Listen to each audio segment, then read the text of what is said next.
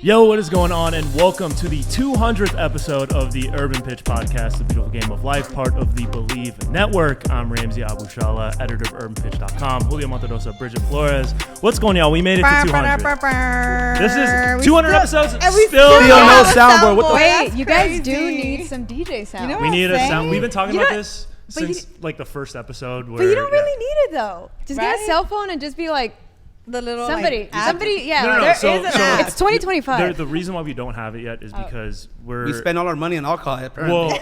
Well, number one, as you can tell. Number two, we would spam it too much, and That's it would fair. be an The whole time it'd just be like, an "Brr." issue. Yeah, it would be an issue, and we would get complaints, and so it's more of a like preemptive thing to just we'll do. They don't trust the us.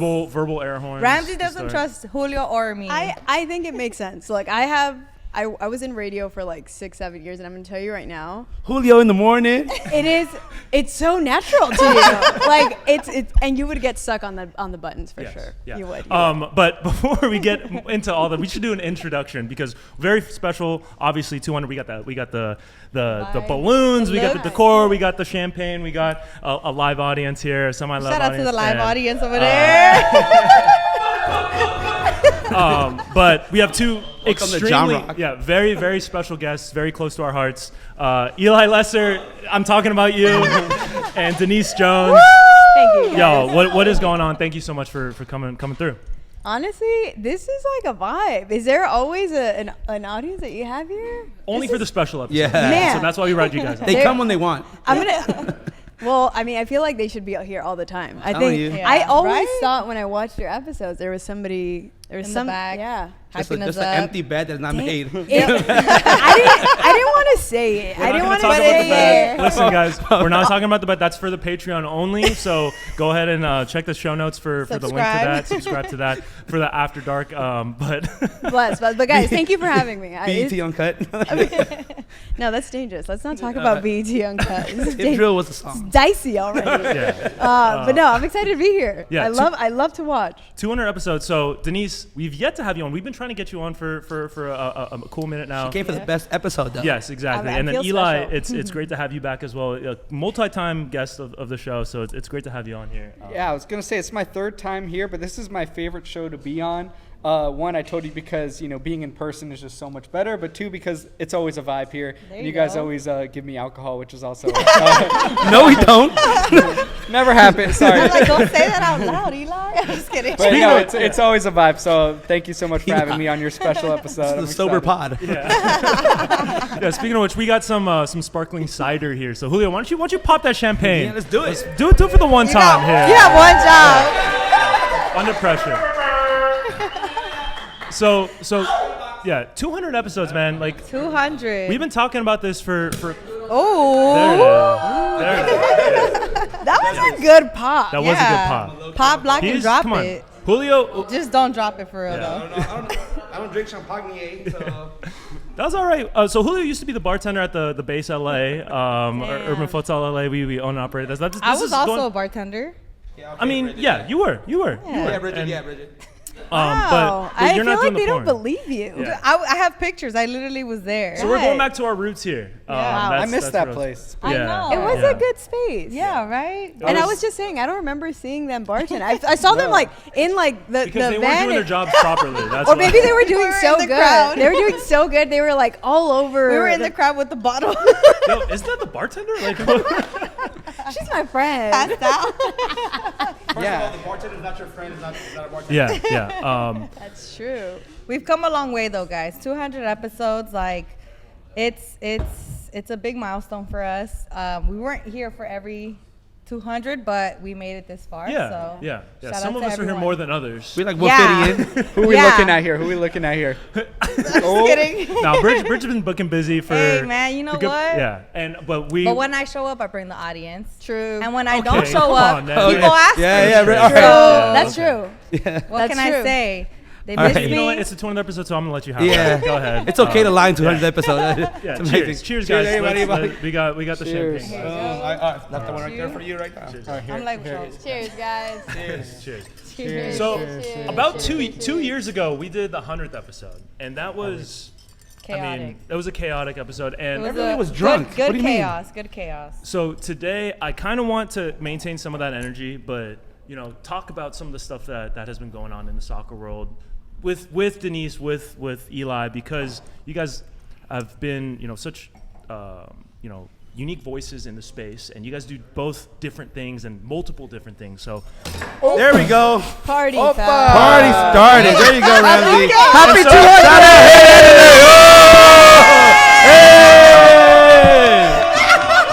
Honestly, now Hey, Now all right, it's a party. Be careful what you wish for, because you want a live audience because this stuff happens. you know what it was? It was this.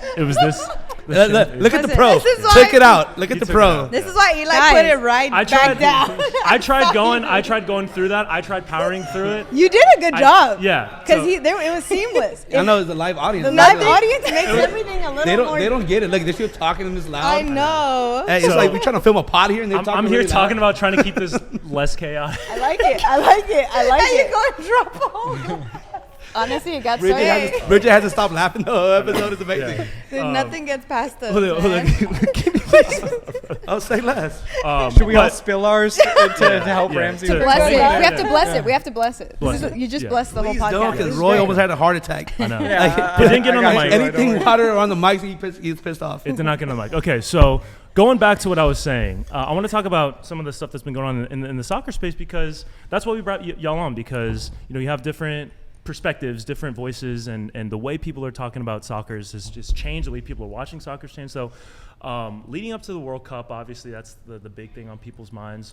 What have you seen in terms of like the growth of soccer, or the way that you've had to cover soccer, or the way you've had to talk about soccer in the last few years? What has changed for you? What's like the biggest thing for you guys that you've seen? I mean, for me, it's accepting that there's growth beyond just MLS, because I started out as just an MLS guy, and over the last few weeks, I've seen how much it's grown in different communities. We talk about Orange County. Last weekend, I was at AV Alta in the Antelope Valley, shouts to a AV place Alta. I've never really been to before, and seeing just how many people band together for their local club just for their first ever match in a third division was ridiculous. And I'll say that supporter section was amazing. It was like a compact version of some of the best supporters I've seen in the U.S. So Just say LAFC. well, I mean, okay. You see, I hate giving credit sometimes, but what I will say is a lot of those members that were in the AV Alta supporter section are 3252 members, wow. and I think that was felt in a positive way. And we did a story on them not too long ago on the site, and they were talking about how a couple of the founding members of the 661 supporters group are both LA Galaxy and LAFC supporters. So they kind of, Bringing the two came together. together to support their local team. And I think that's, support local soccer is like a huge thing. And I think that's really cool to see, these kind of like guys that might butt heads outside of the stadium to come together and support their local team. Yeah, and when I started covering the sport, I mean, these types of clubs didn't really exist, or they existed, but not really fandom-wise. They were just clubs that were out there. Orange County was, the LA Blues. They weren't really like a culture. They were just kind of a squad of players. And now you look at them now, and you look at all the growing leagues across the U.S., and it's very beautiful to see, and just how much people care about them is awesome.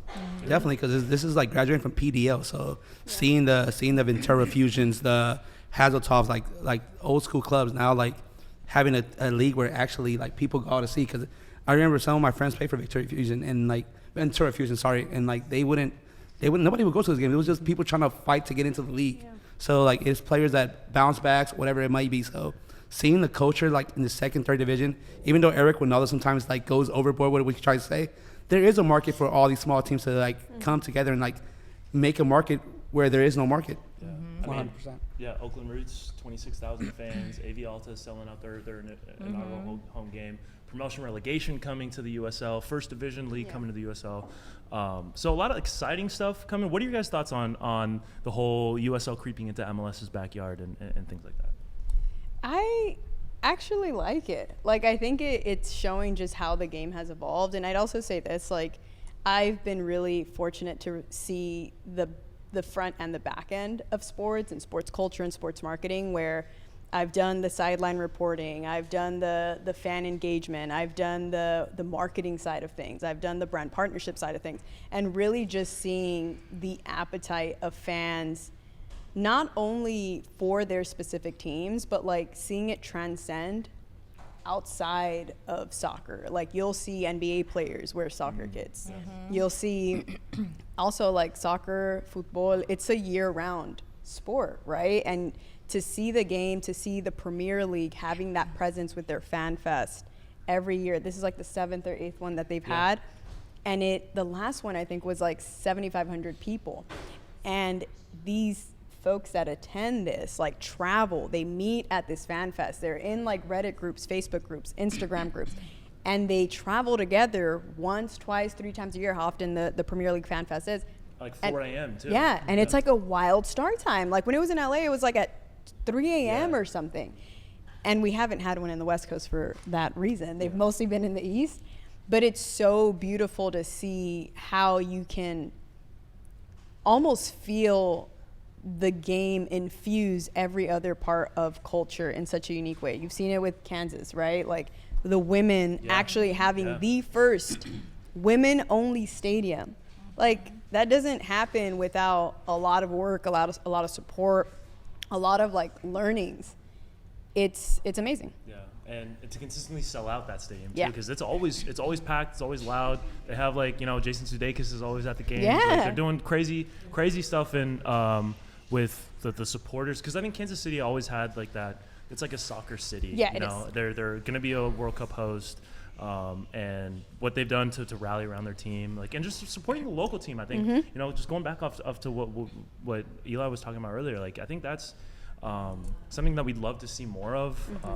Not just the MLS teams, but also, some of the teams, like, if you're not in a major market, but, like your San Antonios or your El Pasos, or, even like a team like Oakland, like that's just really done such a good job of connecting to their communities. Yeah. Like that's, I think, the future of where the game is going in the U.S. So I think that's really cool. But just to Absolutely. piggyback when you say about the fashion side, like back in the days, it was NBA. Like they ran what people wanted to wear. Yeah. But now you will see like that AC Milan Off-White collab. Like 100%. soccer is now running like how they dress, how the pro players dress. People want to dress like them.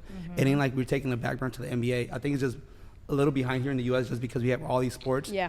But all these leagues have started with 2 rivaling leagues, and they created the best market for each league. So, but just seeing the girl, I remember wearing my my soccer pants back when I was in high school. Like, why are you wearing skinny jeans? I mean, the skinny pants. Like, that's for the soccer players only. So, but now everybody wants to wear them. Yeah, or wearing your futsal shoes. Yes. Like even having that, because it's like it's the comfort, it's the style. It's also like if you know, if you saw someone that you didn't know or was friends with your friends, you saw them wearing that, you're like, oh, we're gonna play after school, or like, oh, we're gonna do this. So like it was this unspoken language. And to your point on even like, the NBA jersey dresses, they had their moment. But to see where women's fashion has evolved with these kits Yes. is insane. incredible. And it's way better than like, those. look at And her. it's beautiful. Come on, Hey, look at her. Shouts to the Shout jersey. out.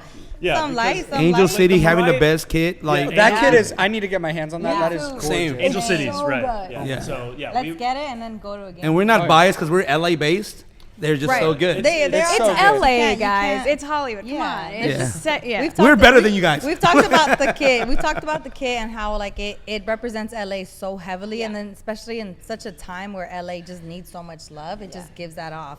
But going back to how we were talking about the representation growing, when I was at the San Diego versus LAFC game in San Diego, I will say, just to see, similar to what Eli was saying, but within MLS, like to see the amount of fans that they have, the amount of supporters, like the energy and the like good chaos that was there for their first year as a team was insane. Like I honestly was like in awe of like the amount of representation that was there to support San Diego FC's Instantly. game, especially against an LA team that they know that they had to beat. You know what I'm saying? They're in the And high so- right now. They beat both the LA teams. they're on a high. They Yeah. are on a high.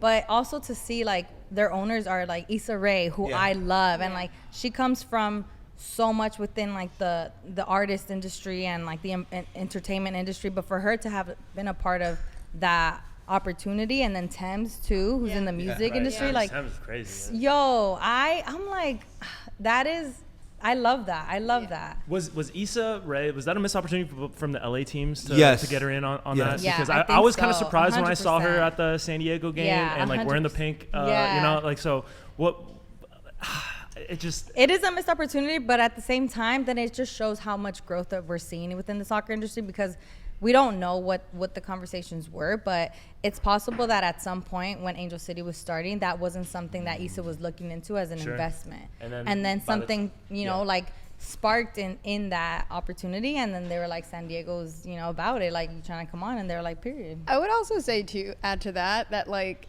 when you think of LA and you zoom out and really look at California, like from the Bay to San Diego to LA, like there's so much rich culture that it would be unfair for it to just live in LA. Sure. We have way too much of it across the board, and like San Diego, to your point, I'm not saying it's an untapped market by any means.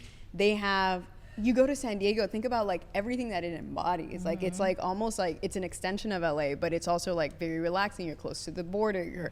There's like the sunshine. There's a zenness to it. And when I think of like all of these minority investors in all these like teams, it's interesting because like I've talked about it with some of my friends, like there should be some kind of a board game, because every team has something special. Like look at the minority owners that we have.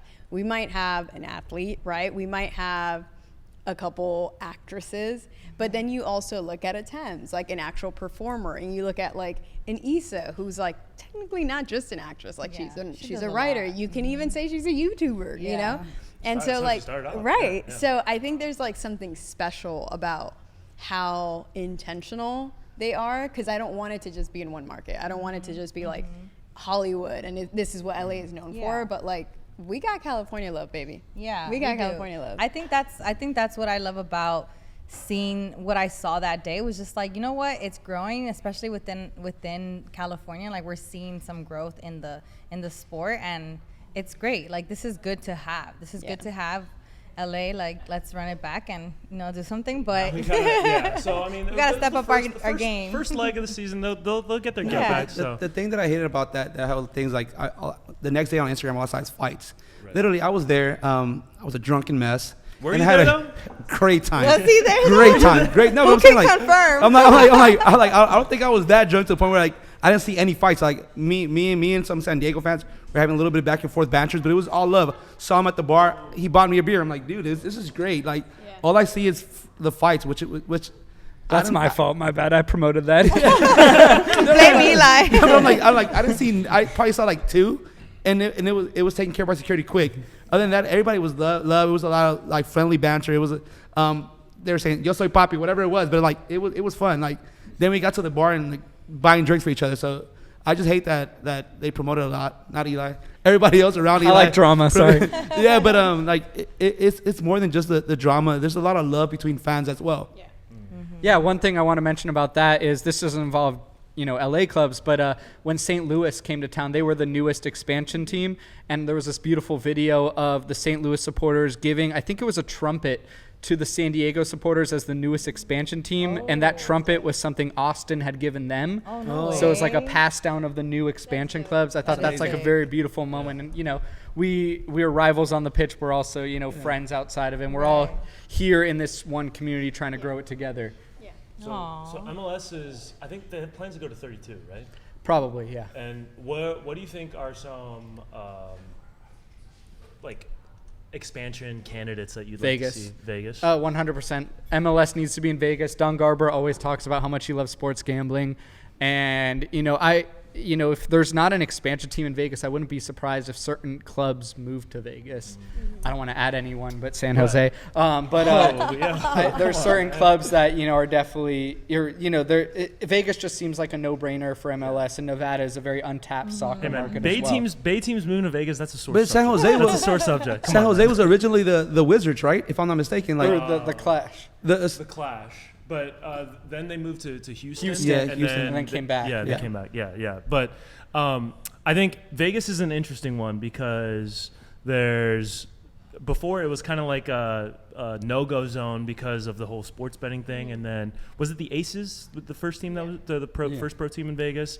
And then, you know, obviously the Raiders moved, the A's are going to move. So, I mean, a third Bay team move into Vegas would be wild. crazy. Oakland needs an MLS team. Like, literally, just seeing the Roots, what they're doing up there. It doesn't need to be MLS, though. It doesn't, but I feel like what he's done so much with the Oakland Roots, they deserve to be a first division team has to be out there because there's a market there, and you can see the market selling a second division team 25,000, 26. So it shows that there's a market out there for the Oakland community. Yeah. And something about Oakland, just seeing the Golden State, the celebrities come out and they support their own. Yeah. So that's what they need a pro team. It's always been a very hyper local. Like even music used to be like super regional, right? Especially rap. Like like in the 2000s, right? You had like West Forte. Coast rap, South, East Coast, and the Bay. I think the Bay just kind of stayed in that while everyone else was like kind of homogenizing or whatever you want to call it. The Bay kind of like maintained their own sound. They're very much like attuned to their own identity, and the way that the Roots have done, what the Roots have done to kind of tap into that has been amazing to see. But they don't need to be an MLS team with the first division USL League coming, with promotion and relegation coming. So that's another thing that we can talk about is just all the growing markets in the U.S. for soccer as we get into 2026 and beyond. Because you know there's been the last 4 years has been the talk to 2026, but there's going to be like a whole future beyond that. So I think that's really interesting to think about, like what's still to come, past that kind of watershed moment. With all this expansion, I have a question for new media, especially don't you think we need our own space? Because I've been in media rooms in these stadiums, and they're like, it's kind of boring. We can't celebrate, we can't do anything. I don't know how you guys feel about that. I was talking to Ramsey about we need creators section because section. I'm sure the old guard journalists would love that. Yeah. I don't know how do you feel about it? We were cheering. No, so Julio and I were in the Angel City press box for the season opener, and Alyssa Thompson broke off for a goal, and I saw it coming. I did it early, did I not? So I raised my fist early, I saw the pass coming, and I was literally like this, and then I realized what I was doing. I looked around, and Julio just put his arm around me, and was like, "You need to chill." For the first time, when I'm the responsible one, it's a problem. Yeah, that's when you know we're in trouble. It's why I don't do press boxes. I can't be serious ever in my life. So for me, if I could be in a supporter section, if I'm allowed there, that's where I'd rather be for those types of moments. Yeah. And you get more of the organic experience, the more organic reactions to any goal that's happening in the moment, anything that's happening in the moment of the game. You feel like the heartbeat of the pulse of the game. Right? I would also say this to that point. I do think there's opportunity for it to evolve, but I could appreciate the what it serves in that moment. And what it serves is it's really those folks are just focused on the match. Yes. They're not focused on the energy. They're focused on the stats. Yeah. They're focused on making sure they're catching every specificity of the game. And it's great because there's a role and there's a lane for that.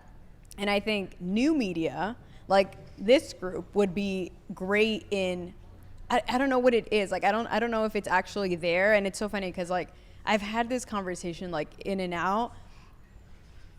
How does a brand, how does a brand marketing corporate team understand who the right voices are in a market where followers and numbers and all of these things matter? They can get the wrong person. They can get someone who is just might feel like it's a great return on investment, but they might not really speak to the culture in a way that someone else can, but that other someone else might not be able to garner the impression. So I always try to think about what the brand benefits in having this traditional media box. They have folks that can articulate the game in a way that we know how we'll receive it. We'll speak about it and give our own 2 cents and our own opinion, but we're not we're not expecting them to do that. Like, I kind of want to break down what you're saying because, like, it's too structured. Yeah. You know what I mean? And, yeah. And I think, like, I grew up, like, I have, like, a connection to, like, you know, journalism. Like, I grew up, like, reading the LA Times. Like, I used to,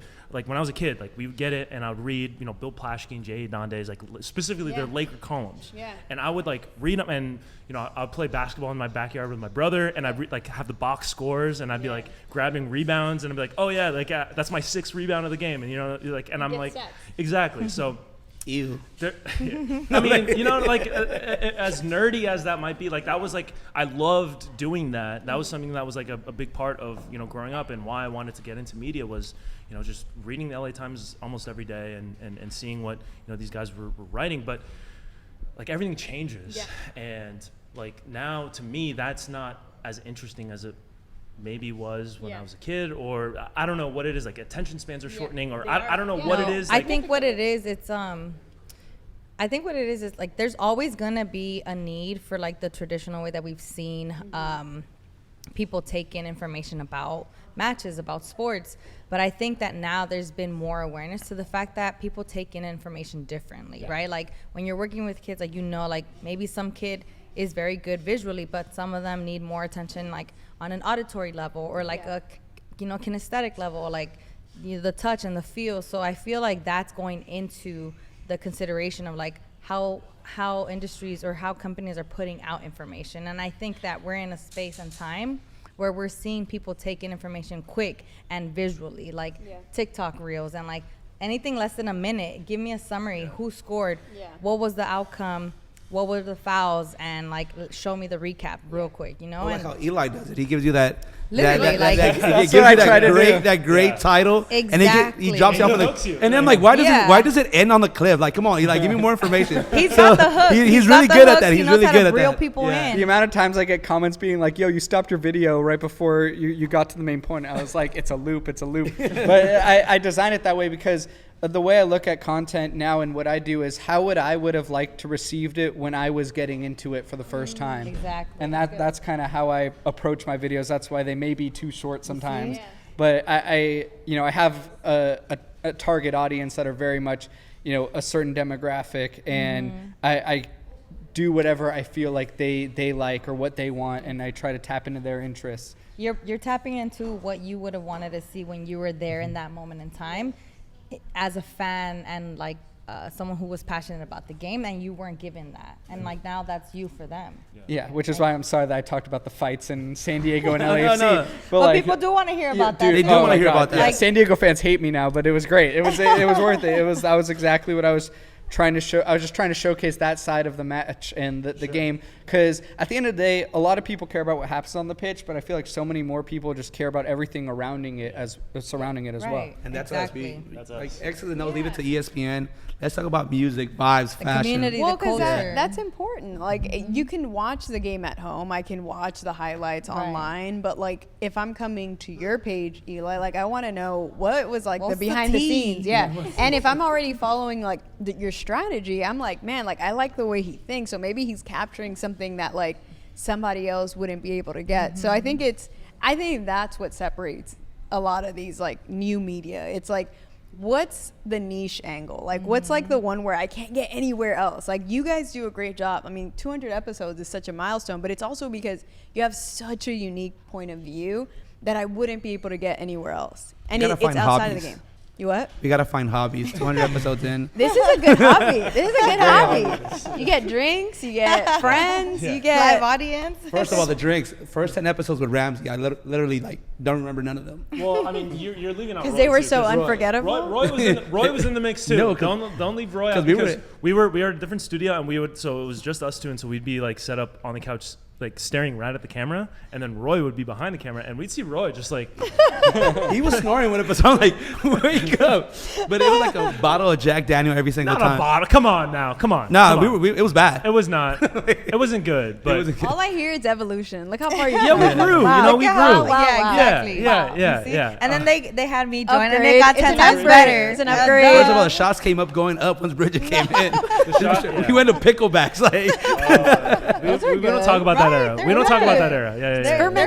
Fermented health as well. It's not a full shot. It's just right. right. It's the perfect, like, you know, like mix, like perfect balance, like yeah, me. yeah. Talk about it, sis. All right, about let's get into let's take a shift This here. is not So- your Tinder app. Like, Okay, so obviously the World Cup is coming up, and so I want to talk about that. So the U.S. men's national team, right now, like a couple episodes ago, we had just came off watching them lose to Panama. Vibes aren't very good as we're going into this next kind of cycle. We have the Gold Cup, but then after that, it's really not much else until the World Cup. I want to get to the team, but what about like the stuff around it in terms of the hype when you're talking to not even just soccer fans, but like sports fans? Are they knowing that you guys are in soccer? Are they bringing up, like World Cup stuff? Like maybe people that you wouldn't have like talk soccer about with before? Like, are they starting to bring that up? Have you seen like a shift in terms of like the American sports fans like perception of soccer? Yeah, I mean, people always ask me questions about the national team, but it's always like, when are we going to have a LeBron James? Like, when are we going to have like a Messi? Like, when are we that's every question I'm ever asked is like, when are we going to have like that guy? Breck Shea, obviously, and they don't know. But, obviously we like to call Christian Pulisic the LeBron James of soccer. But we're not going to get into that. He's not quite he's not quite to the level that I think will draw in just the casual American sport fan, which is tough. And us Americans, it's all about succeeding all the time and, being the best at everything. Yeah. Exceptionalism. I think that's been the biggest problem with the national team, at least on the men's side, is the fact that, we aren't getting the job done, but we think we're going to get the job done. We think it's just going to be handed to us, which is just not acceptable whatsoever. But it's been tough because, there's I know a lot of American fans, especially when I was in college, a lot of people ask me these questions about the national team. They're like, they want to get in. And then because we're not getting the job done or doing anything impressive whatsoever, they're not fully diving into it. I think Ramsey said it starts with the supporter groups. He hates all the chants that the Americans have. I have stories about that too. Oh my God, dude. I wouldn't say all of them, but I would believe say that we can win. It's great. I'm anti that. The lack of sauce No in the fan chants to me is not the issue with. Well, I will say US men's we're very spoiled in Southern California with MLS supporters and stuff, because every MLS club in Southern California does very awesome, unique chants. But if you go to like Midwest, It's not good. I've been to a few Midwest MLS clubs. They're all the same, very dry, very, I guess because I am one, very gringo. It's very like, Love it here. it's really, it's a big oof. And like, even I cringe, I don't want to hear Yankee Doodle like Oh my in the God. big 2025. Come on, guys. Here's my theory. Okay, and I know like I try not to I try not to talk before I speak. And it's not that they're not good. I think it's just like when you look at these coastal teams, the difference is that their board has invested in their fan section, in their supporter section, in their community. There's a level of involvement, there's a level of ownership that you feel as a fan when you root for Galaxy, when you root for LAFC. Like, you feel like you are working part-time for this team. And when you have that level of involvement, you let the supporters group give you influences on what the chants should be, what we want to be hearing. And you can see the difference with the U.S. men's team, where like, okay, I can tell you're not talking to anybody. I need you to go outside. I need you to talk to some people, because this isn't what we represent. This is, to your point, there is a lot of exceptionalism. There is a lot of like, guys, like, we are the U.S. We are, the best team. Of whatever. But if everyone, I'm sure you guys saw the CONCACAF press conference, Oh, okay. right? When, the coaches were speaking. And also, like, it's not like it's the best time here, if we're being honest. Sure. Right. And I think it's important to note that, like, okay, as a U.S. team, how do we say that without saying that? Like, how do we support our country? How do we get our country to support us when the country feels completely let down? And it starts with your community. It starts with your supporters. It starts with like understanding where they're at. And yeah, I think it's just so interesting, because some of the chants, I'm like, it's a little cringe, Like, guys. that's what we're it's a little singing cringe. here? Like, the women's national team, like, y'all deserve it. Y'all deserve it. Y'all deserve all the best chance. Yeah. I have a bit of a controversial question. Okay. There you go. So We like this is that. this is a little out there. But when I think about the women's national team, they really represent like everyone in the U.S. Yeah. Where, you know, with the men's national team, a lot of the times, a lot of the players there, you know, representing the U.S. as a whole is their second or third choice. You know, a lot of people are from England, a lot of people are from Germany. Do you think that's affecting the national team in that regard in terms of representing the U.S., getting people, not necessarily people behind them, but also them fighting for the country? I will agree with you if our biggest star came from somewhere else. But our biggest star is American-made. So Pulisic, McKinney, they're all born in the U.S. So it ain't like we're getting Serginho Dest being our star of the team. I mean, Anthony Robinson, you can make the argument he's like right there as well. Yeah, top three. But I'm saying, but our Pulisic, Main guy, our main guys okay. are American-born. So I do get what you're saying. We do go out, and other countries do gift us sometimes. But I don't see that because we do have American players that are star of the team born here. So but I do think the U.S. Federation does not get it. They have not gotten it for years. The Because dual. they're not outside. Like, I need you guys to go They outside. need co-executive directors. I'll take of him out. Lives. I'll take him out. Yeah, maybe just like talk to your community lead. Talk to your like who's like heading, like Get in the know. DI community, like outside field stuff. Who's doing that? That's who For real, is because the like, answer. I went to Santa Monica to a random bar in like I think it was on Lincoln, and Borussia Dortmund. So it was like 8 in the I morning. was going to say, is that the Dortmund bar? Dortmund bar. We were just just talking talking about it. Yeah. So I was going looking for coffee, and out of nowhere they were all there drinking. So I was like, So it's 10 a.m. and Julio's cross-eyed. let me join them for a bit. So like, but like you see that like the amount how packed that place was. It's not a super It big. spills out. Yeah, like literally they were like in a little alley. I don't know if it's like a little alleyway, whatever it is, and like they have like a little Marisco place right in front. So Yeah. like it was great. Like in the amount of fans for them to have like a strong fan base like that. Yeah. Americans got to get it together. Like, Guys, it exists. We're not saying here that it doesn't exist. It's just, again, they have to go outside. Yeah. Like, I hate to say it, but like, you can tell there's a little tone deafness, and it's because we are on our high horse, because America is America, and everyone wants to come to America, and everyone wants to cheer for America, and you know, if you look, it transcends. Like, it transcends even into our kids. Like, our kids haven't been impressive for a long time. Let's talk about the kids, because that's something that I wanted to talk about. Perfect and we segue. have talked about it. Very good segue. You're a pro. It's a pro's pro here. That's why we brought you on for the 200th episode. Right. And that's something that we brought this up, I don't know, a couple weeks ago maybe. I don't know. When we were talking years. about... we've multiple Every times. other episode, it's like favorite U.S. kid. And so the U.S. jerseys, I think maybe what was it, 2020 when they had the Nike sportswear logo. You know what I'm talking about? Where it had the Nike and the swoosh. Yeah. It had Nike and And the swoosh, I think I love those ones. The last few, The World Cup one, awful. the World Cup ones were bad. You know which ones kind of grew on me were the like the candy cane ones, where it was like Yeah. kind of all like weird stripes, and they had the yeah. weird stripes on the socks too. When I first saw the jersey itself, I was like, dude, what are we doing? And then I saw it on field Yeah. with the socks. Those look good. Looks good, yeah. But for the most part, I look back at like, I don't know if you guys remember the Gold Cup with a pinstripe. It was like a blue V-neck Yes. shirt Yes. with pinstripes. Yeah. I saw a picture of that, I don't know, on Instagram or something, and I was like, Yeah. dude, that's just a classic jersey with the old crest. Yeah. And I mean, that was a Nike shirt too. Like that was. It's just so basic now. Yeah. It's so safe.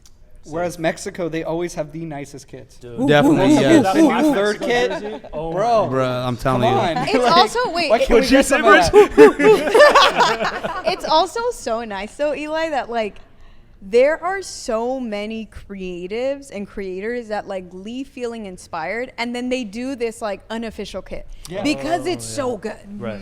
And you don't see that in the. I feel like we have such a blank canvas so where I'm like, uniform. guys, this is so safe. Like, can we not? Like, There's a history of great U.S. embarrassing jerseys me. too that they can kind of pull Yes. off of too. Where's Waldo Stars and Stripes? yeah. Like, Have you they seen- could Go the rebring 90s, those. They could man, bring those like- back. Did you see the latest leak for the U.S. women's team? I don't know if you saw it. I don't but think I did. They're leaning into the stars.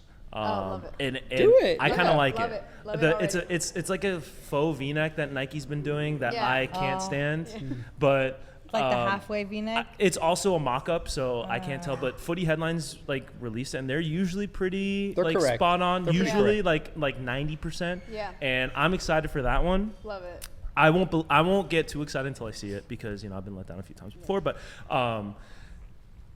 yeah. So that's a thing. Like, what do you guys have a favorite U.S. kit from over the years? I like the candy cane one. But But I'm also the type of fan that like can appreciate something that's so like Out there. out there, like eclectic style, very bold, very like almost confusing because I know that there was a creator there that they tapped into that's probably a freelancer that's they're taking a chance on someone, likely homegrown. It's kind of like when I forget when the library the LA County Library card sometimes gets like a local artist. Yeah. And Yes. they do that. Yeah, like yeah. if you see, even if you don't know the artist, like you just know, catch holy it. You have an cow, appreciation I for need it. this. I It's need not yeah. AI generated. It's not exactly. It's There's not, we'll someone talk about behind that. that Yeah, there's with someone the passion. exactly. There's like there's a creative eye. There's appreciation. There's passion. Now you're blending worlds of like art and sport together, and so that's what I like. Yeah. Even if it's like confusing, Right. give me that. When I just see a white kit with like a couple color changes, I'm like, guys, Just like, what is this it? the There's so much final? potential. My Is high this school the had better final? kits, This like, can't be the final. Or at least lie and say like, hey guys, we're doing this because we as a fan want you to interpret your jersey the best way that you think possible. Tie-dye this. Like, Yeah. do something. Make me believe that there's like an intention behind it. And then they'll have like that like diagram with all like the little arrows that point to each design element and like this represents this and this represents that, and it's like shut up, like that. Yeah. Like, I hate when people do that. well, like, because you have to tell me now. Like this Exactly. is bad. Like if the you have fact to, that you got if you have to explain it, Dude, to you're I want it. over-engineering And we talked this. about that when we were doing our review of the women's NWSL kits. We're like, if you have to explain everything, every detail about the kit, then you're not doing not it. It's not hitting. Yeah, It's not hitting. It's not talking to me. I'm not I looking want into it. any of that. Like, I'm not researching nothing. No, Julio is straight up first like knee-jerk reaction. That's his, and he will stick by it even if it grows on him. He won't admit that it grew on him. You gotta be hard-headed sometimes. Wait, what's your sign? I'm a Sagittarius. Classic Yeah. Sag. Oh Right? my God. Classic Sag. I'm an early Yeah, there you Sag, go. y'all. There you see I don't know, it. but my It's moon making rises sense in now. Aries. I don't know what the fuck I'm No, talking it about. does not. More, bro. Or in the morning. No, but I'm saying like with so much divide in this country, I feel like the jerseys, the national team jerseys, can be a great segue to like unite. Like, even if you have to have 3 jerseys defending each coast, Yeah. like let's figure it out. Especially, but we're trying to be so safe with these jerseys, and it sucks. Like Julio, what's your favorite all-time U.S. kit? honestly, the Stars, the '94. The '94, Yeah. Alexi Lalas, like Yeah, redhead. I mean, we It's can like pick who my any head other goes, player, Alexi but Lalas. yeah. No, it's the Alexi Lalas kit. That's Yeah, it. it's Alexi Lala's the wrong take kit. That's what I call it. Alexi Lala's The hot take kit. the hot take kit. Do you guys have a favorite? I mean, my favorite, I guess this is one of the ones that was when I was kind of starting my content, but it was in 2015. It was like it started white, but then it got bluer and bluer as it Yes. got down to Yeah. the bottom. And with like the stripes at the bottom. With the stripes Yeah, at the bottom. uh-huh. That's kind of one that's very memorable to me, but I wouldn't say like that's drip, like Right. I wouldn't. You just like it. Yeah, it makes Nostalgic. it reminds me of like my Yeah. favorite time for the U.S. And as we mentioned, I felt like that group was just way grittier at the time, or it felt like they had a lot more of a chip on their Was shoulder. Mixed than this Discarud group. rocking that Mixed kit? Discarud rocked that Okay, kit. yeah. Breck Shea rocked it, but that was around the time. I remember we beat the Netherlands in a friendly in that Yeah. kit, like that type of vibe, and I missed that vibe from the U.S. Even though we weren't great yet, and we didn't have these expectations. These players came in and they showed that grit that I feel like truly represents the working class of America that could really get that could really draw the fan base. Do you think it was the team or the time that the country was in? Because 2015 was also such a special year where like there was just so much unity and there was so much like camaraderie. I remember watching some of those matches in a couple different like places in LA where I wouldn't like, there was like very unique pickup games and I don't really typically like to see like a pickup game during a match because I'm like, I'm just trying to watch the game. I don't want to sweat. Right. Now you're like pressuring me. But like it was so organic to have everyone there watching this, and like you're high-fiving different teams from different countries. Everyone's wearing like a different kit. There was like a lot of Nigeria kits I remember watching in LA, and I was like, 2016 Nigeria kit. this is this is a unique time in culture. So do you think it had more to do with like where the country was at then? I think it was kind of that, and obviously a lot of things changed in 2016 for America. But I do think it was kind of that in that type of vibe energy. But also, the growth of the game has been very positive for the game in the U.S., but it's also had its side effects that I think have affected the national team in kind of affecting the mentality that this group currently has. Summer 15 and summer 16. I mean, I'm A time. elite. Was had. like that. I don't know. I don't know how old you guys are, but I was 19 and 20. Yeah, I was the same age.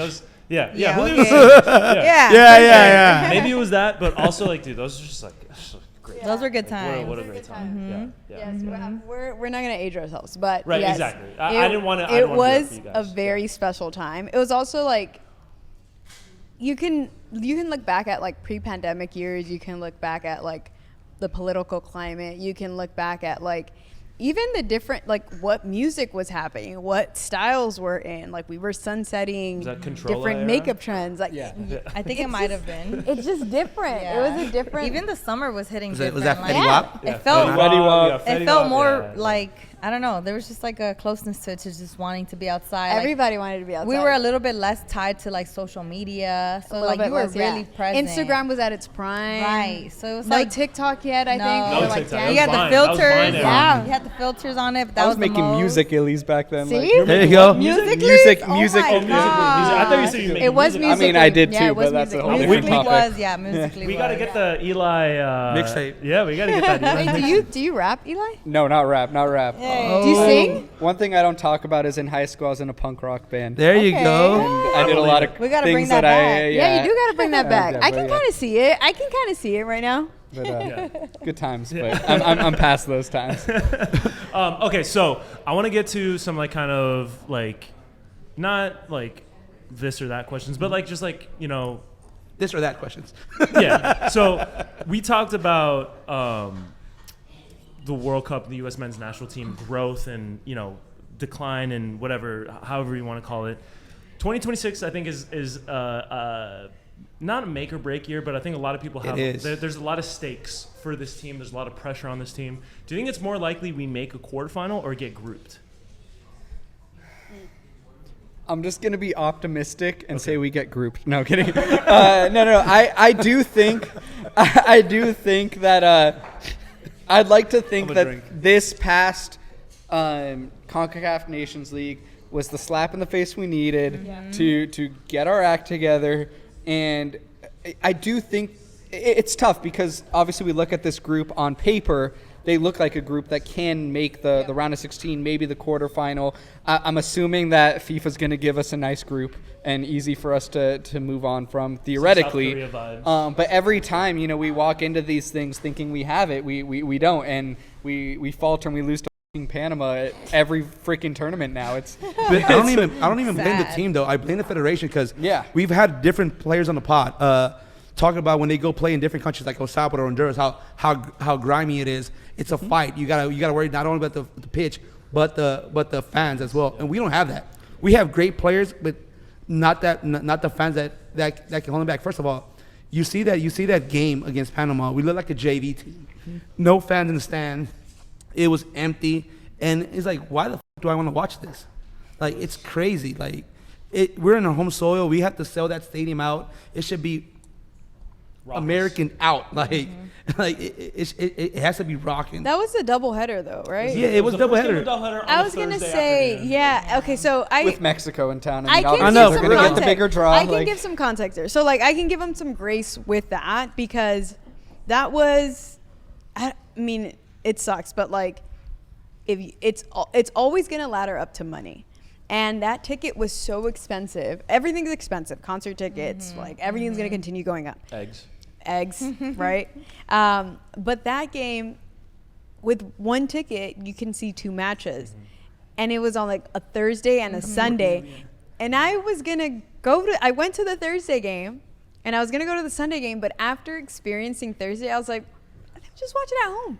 And watch it at home because it was a lot. And also Mexico, like all of the Mexico fans were almost there for the U.S. game because you can go to both, right? Mm-hmm. By the end of the game, it was like pretty. It was pretty like, full. Yeah, Yeah. it was full. But But like you have a 4 p.m. time in L.A. On a Thursday. On a Come Thursday. on. Forget And about also like parking is $100 and something. You've already paid And like that So stadium parking is is so ridiculous. big. It's massive. It takes So- you forever to get to your seat. Yeah, so you're paying like $400. There's no food included. It's a beautiful stadium. Can I just say that though? It is It a is. beautiful It stadium. is. And they invested, like LA invested in like even having like these rising beds. Like it was like an entire history to it where I almost wish like, I don't know, like Hollywood Park or SoFi would have done some kind of a video for it because there was so much preparation leading up to it that it made me appreciate it as a fan. Like, okay, guys, we're putting our money where our mouth is. Like, this is fantastic. But also, it's a Thursday at 4 p.m. Yeah, but we talk about how growing the game here, but I don't see no strides in growing the game here. Like, the federation has not proved to me in any way that we want this to be the number one sport in America. Even though we do have great competition like the NFL, NBA, we're not putting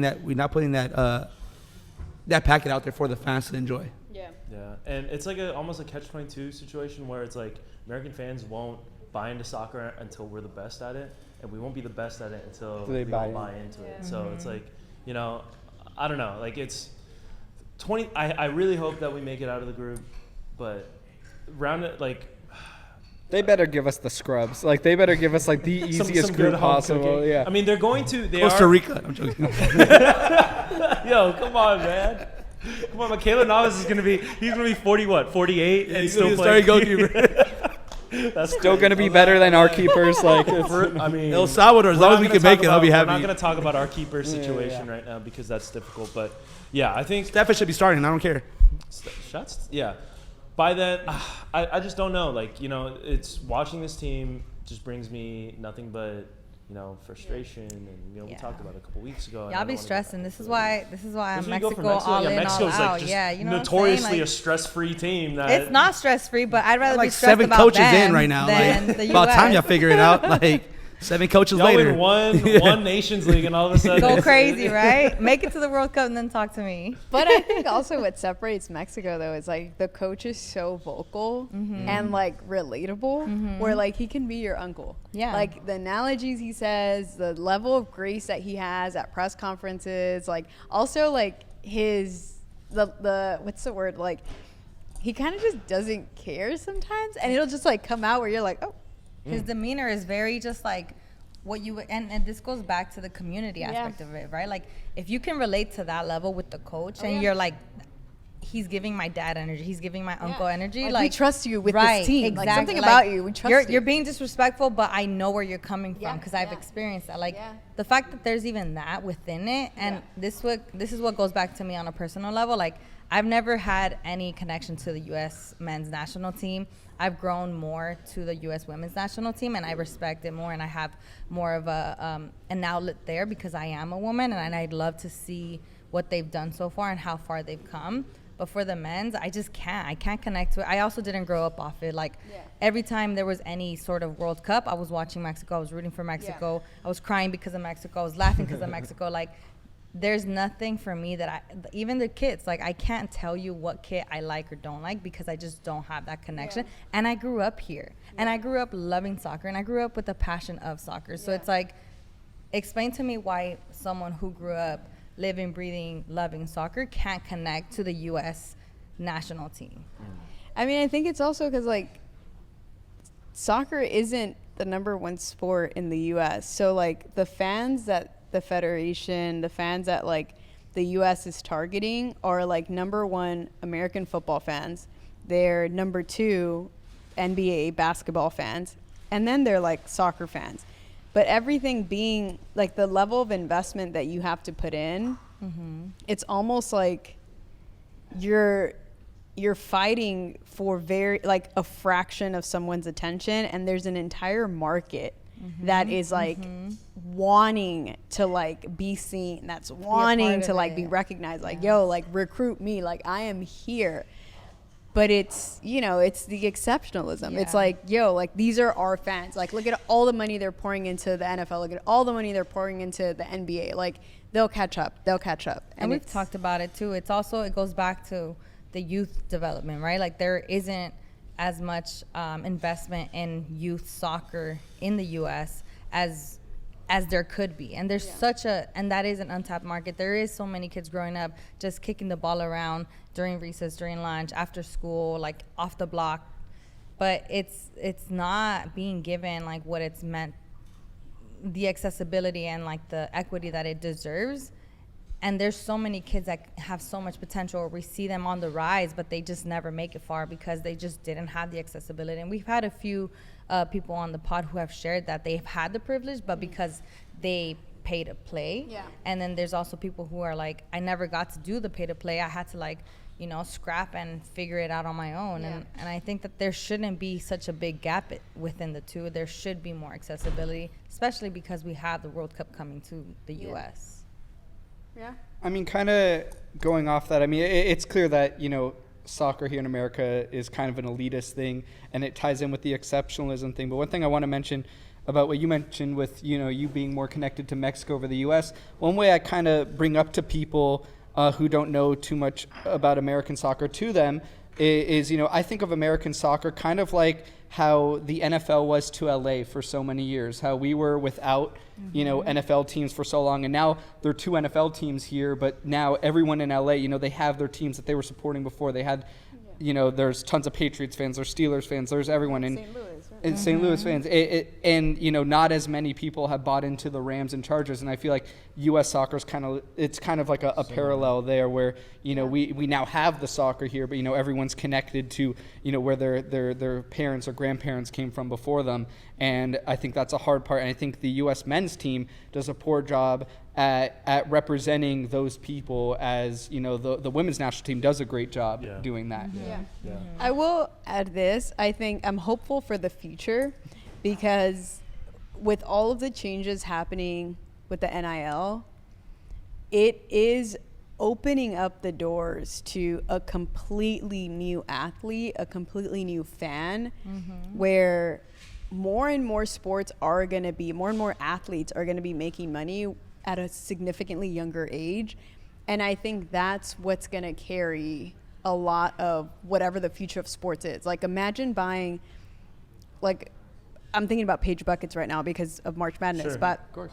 watching her 7th grade mixtapes, her highlight reels, and like seeing this last match and like knowing that that was the last time that we were going to be able to like watch her play before she goes pro.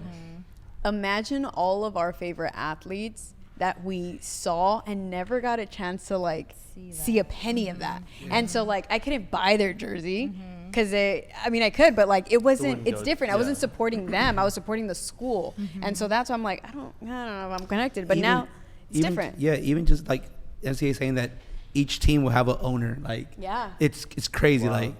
Well, there's supposed to be like someone guiding it, like Stefan and like Davidson, right? Like there's someone that's guiding almost like how like this should be operating. But for soccer specifically, like I think that can have a significant impact in how these like next gen USA players do you think college soccer has enough to move that needle?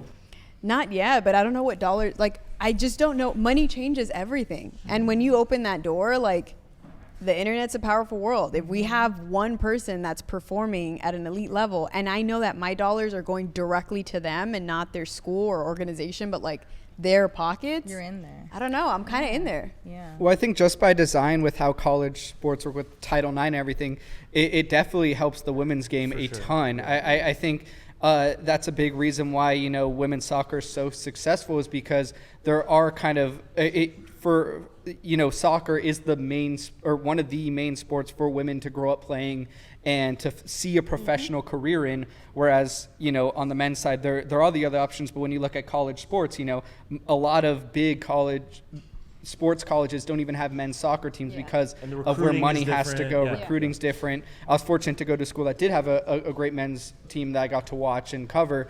But you look at, schools like USC, very nearby, across the street from LAFC, they don't even have a Division I men's team just because of how money is allocated in sports, but they have a thriving women's team. You look at, UCLA has both men's, women's, but you see so many amazing women coming from those college ranks, and I think if you can make that path to pro more clear through the college ranks, I think kids will see that growing up, and that's something that they could strive for. But a boys soccer player looking at a path to pro, it's a lot harder to see, I could go to college and then make it to the pros. It's more difficult. No, men's college soccer actually hurts the man more than it helps him out, just for the simple reason how it works. Like, they have one season in the fall, and then the summer it's just PDL or something like that. it's just preseason game basically. PSL, Yeah, so it hurts him. Like, I was not at that level, but I played a few years in college, and like literally we could only practice it was before season started, and then for the summer we really couldn't practice as a team just because of rules and regulations. So I always said this, growing up, you see the Dallas Cup, you see all these tournaments that are prestige tournaments for the youth, especially on the men's side, and you see these kids beating Corinthians, Barcelona, and like beating these premier teams. So like 17, they keep up with these elite teams, but when they go to college, 2 years you're missing out on training every day because you only can train for 5 months out of the year. So once they figure that out, I think it will help out. And right now, what a lot of the academies doing, bringing these young players in, I feel like they should do it like hockey. They should be able to play, steal college, and be drafted, and then they can go to the teams, because a lot of these colleges have great athletic programs that where, like USC, $1 million locker room where they can have any care in the world. They get hurt, they will get treated with the best doctors, everything. So they have to figure that out first. Kristen Press said that before Angel City had their new facility, like the best, most professional thing that she had was at Stanford. So. That's an interesting thing, but we are running out of time. Let's take shots. No, I'm joking. And drop another champagne. I know. Like I've had champagne on me for the past hour, but before we go, what's one thing that you guys want to see from the U.S. soccer space in the next World Cup cycle, or next 8 years, in terms of the growth of the game, or stuff that you want to see to continue to grow? So by whatever 2034, like where do you want to see the U.S. soccer space?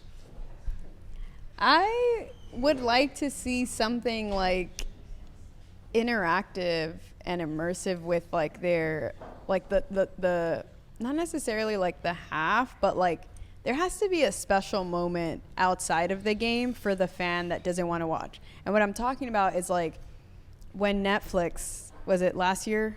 Yeah, last year. Netflix, they're trying to get more into the sports side, right? So they had the NFL, they had like the NFL Christmas Day games. Yeah. You know what they did? They brought Beyonce, okay? They brought Beyonce. Compton and it's Cowboys. Yeah, exactly. The Compton Cowboys, Cowboy Carter. And that was such a moment because it wasn't the Super Bowl. It was literally just Beyonce performing at a Christmas Day game. Saint Nick. And I think that not only like, I mean, you've seen it with like other artists, but like that drove, like there was a lot of chatter online where it's like, I'm just going to watch the Beyonce, right. like the Beyonce Sure. game. Yeah. That was an element that the game needed because it drove women audiences there. It had like more, it had like the football and music culture. It had like, there was just so many elements to it that I can't even tell you what the score was. Do you know what I mean? I can't tell you. And the lead up to it, now you have like pregame parties where everyone is involved. We're kids, we're spouses, we're like, everyone just feels like a part of like, we're doing brunch, guys. We're doing brunch, so we're going to watch the game, then we're going to watch Beyonce, then we're going to watch the game, then we're going to do something after. Like there was such a, so who's like playing a programming. the World Cup final? I was going to say this is halftime a big moment because that's kind of what you're suggesting. We need that I need halftime something. killer. Yeah. Like, I need People something. were kind of Like, making it's fun of LA. like Americans It's- for that. it's because US. we wanted Need that. to, I think we need to Americanize it even more. I was Make about it to a say, show. lean into the it, yes, theatrics. yes. That's what I love about all this. Like, I'm cool with that. But yeah, I mean, we Kendrick need Part 2. What? Kendrick Part 2. I think it'd be crazy if Kendrick Drake versus showed up and Drake? tried to like try to one up him. I think that'd be crazy. He I mean, crashes it. Right. Yeah. Oh, that'd be crazy. I think it's obvious that we need Shakira there, but like we could do more. Shakira. Throw Bad Bunny in there at that point. Like, what? True. Like a good Waka Waka. Yeah, we need Spain's Waka gonna be Waka. playing Man, the final. that was a banger. It was. I'm not That gonna was- I'm not gonna Nah, lie. heck no. Shakira's World Cup theme song. Ricky Martin is way better. That was anyway. too early, bro. No, I was but too I feel young like for that. Shakira's World Stop Cup theme song aging really yourself. brought My brought mom in played the it for me on audience. YouTube. It brought in the audience for sure. Like That it was- brought in. It was. It did. You know what I'm It saying? was a Like, different it was- audience. Like 4-quadrant hit. Like you people who didn't didn't know what you World would've Cup, thought. but Yeah. you knew Shakira, Yeah. and like that's exactly what you're talking about. 100%. Yeah. We gotta play "Living on a Prayer" before every game for the U.S. So that's what I would like to see. Same. I'm not even talking about like. I'm Eye not the even going to tiger. talk about projections. I'm not going to talk about. Just I bring just in want guys. something. If there's something that we can commit to as a country is we know how to put on a show. Yes. Let's put on a show. Whatever happens, happens. Yeah. Yeah, We Atlanta. lose. It's Like okay. Atlanta before the games. We ready? Yeah. So like we need to bring that to like them. Something. Yes. Like That's that what I would Creed, like that to see. Creed. That's what I'm saying. Cowboys. Bro, don't Cowboys, don't get me Thanksgiving. started on Yeah. the Creed. You're gonna make me want to bring in Limp Bizkit, and we don't want that. We don't want that. We don't Yeah, need more Fred Durst. We No, do. No, we don't need. But no, if we want to really Murica you could it, perform. you know. Eli, you could perform. Bring it I back mean, your I would love to. Get me on stage. Get him in the fan fest. Right? What was That's the, all okay, I'm- what was the Crazy. band name? What was the band name? We were called Meat. There we go. Whoa. So my nickname. Hey, we're giving you meat tonight.